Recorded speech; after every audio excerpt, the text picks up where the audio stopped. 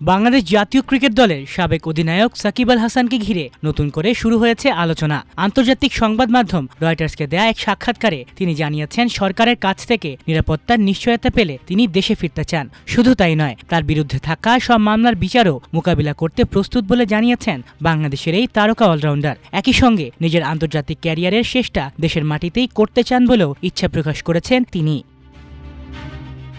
সাক্ষাৎকারে সাকিব বলেন, তিনি বিশ্বাস করেন যে তিনি কোনো অন্যায় করেননি, তাই আদালতের সামনে দাঁড়িয়ে আইনি প্রক্রিয়ার মুখোমুখি হতে তার কোনো আপত্তি নেই। সুযোগ পেলে তিনি দেশে ফিরে বিদায়ী একটি সিরিজ খেলতে চান এবং 2027 সালের ওয়ানডে বিশ্বকাপে বাংলাদেশের প্রতিনিধিত্ব করাও তার লক্ষ্য। এছাড়া দেশের দর্শকদের সামনে আন্তর্জাতিক ক্রিকেটকে বিদায় জানাতে চান তিনি। তবে সাক্ষাৎকারের সবচেয়ে আলোচিত অংশ ছিল শেখ হাসিনাকে নিয়ে তার মন্তব্য। সাকিব বলেন, তিনি এখনই দেশে ফিরতে চান, তবে যদি তা সম্ভব না হয় তাহলে শেখ হাসিনার সঙ্গেই দেশে ফেরার চেষ্টা করবেন। এরপর হাসিনাকে অধিনায়ক উল্লেখ করে সাকিব বলেন, অধিনায়ক যা বলেন আমরা তাই অনুসরণ করি। আমি মনে করি তারা ভালো সিদ্ধান্ত নেবেন এবং আমরা তাদের নির্দেশনায় অনুসরণ করব। এই বক্তব্য প্রকাশের পর সামাজিক যোগাযোগ মাধ্যম থেকে শুরু করে রাজনৈতিক ও ক্রীড়াঙ্গনে ব্যাপক আলোচনা শুরু হয়।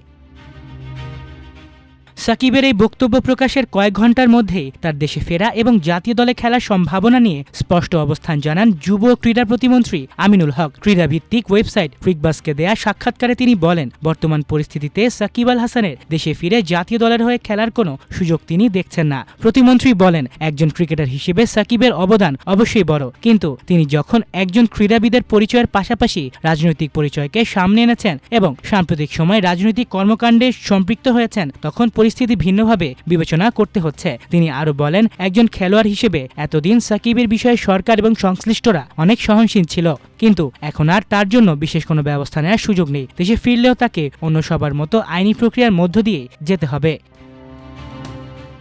ক্রীড়া প্রতিমন্ত্রীর এই বক্তব্যকে অনেকেই তার আগের অবস্থান থেকে সরে আসা হিসেবে দেখছেন, কারণ দায়িত্ব নেওয়ার পর তিনি বলেছিলেন সাকিব আল হাসান ও মাশরাফি বিন মুর্তজার বিরুদ্ধে থাকা মামলাগুলো দ্রুত নিষ্পত্তি হলে তারা আবার বাংলাদেশ ক্রিকেটে ফিরতে পারেন। সে সময় বিষয়টিকে মানবিক ও সহনশীলভাবে দেখার কথাও জানিয়েছিলেন তিনি। তবে সাম্প্রতিক রাজনৈতিক প্রেক্ষাপট এবং হাসিনার সঙ্গে সাকিবের প্রকাশ্য অবস্থানের পর সে দৃষ্টিভঙ্গিতে পরিবর্তন এসেছে বলেই মনে করছেন বিশ্লেষকরা। প্রতিমন্ত্রীর সর্বশেষ বক্তব্যে স্পষ্ট হয়েছে, বর্তমান পরিস্থিতিতে জাতীয় দলে সাকিবের ফেরার সম্ভাবনা তিনি দেখছেন না।